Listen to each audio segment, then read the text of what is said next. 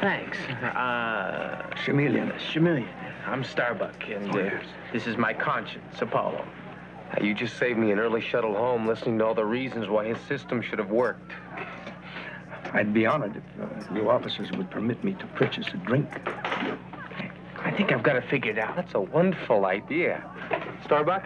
Look, come on, Starbuck. What? Catch us in, okay? Fred, in that episode, when he was seated in a chair next to Starbuck, and I'm extracting a neurocell from Starbuck, and Fred looked over at us, and he had to come in. I think he had to come into the scene and sit down, and Dirk and I watched him with delight because Fred came in, and first he sat into this chair very carefully, slowly, spun to the left, sat down, and we were just mesmerized watching him, and then he stood there for a minute and looked at it. Then he turned the other way and sat into the chair. And it was everything to him. There was the physical, the mental. He was a good actor. He was focused. But that part of it, that dancer thing, it was so exciting to watch him do that. And he kind of laughed when we teased him about it, that it was, oh, I didn't even realize I was doing that. And much before this happened, I got a chance to write for a couple of other shows on the basis of submitting something for It Takes a Thief, Bob Wagner's show. And first met Fred Astaire on that show. And then later, of course, we didn't have to talk him into doing Battlestar. His nephews were just nuts about it. And they said, you know, Uncle Fred or Grandpa Fred, you've got to be on that show. So he volunteered to be on the show.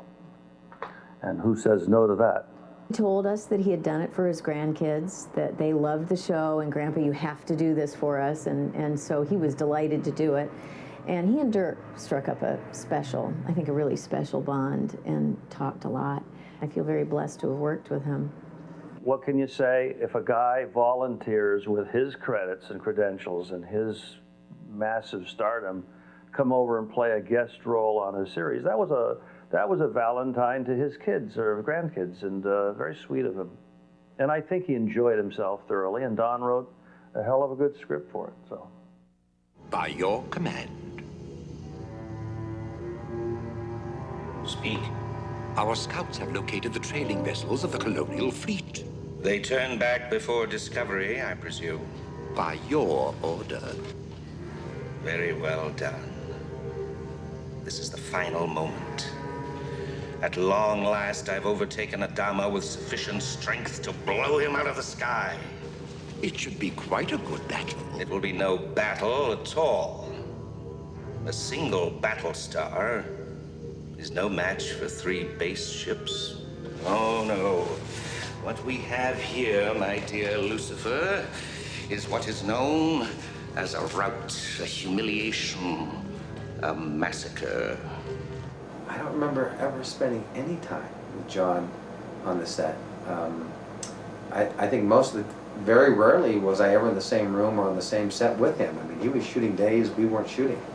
And so I don't remember hanging out with John at all. The interesting thing is that I got to know more about John Colicos years later, just a couple years ago, when Dirk and I and Annie and a whole bunch, Boomer, Herb Jefferson, a bunch of the actors were back east at a convention together. It was probably one of the few conventions that all the actors were together at.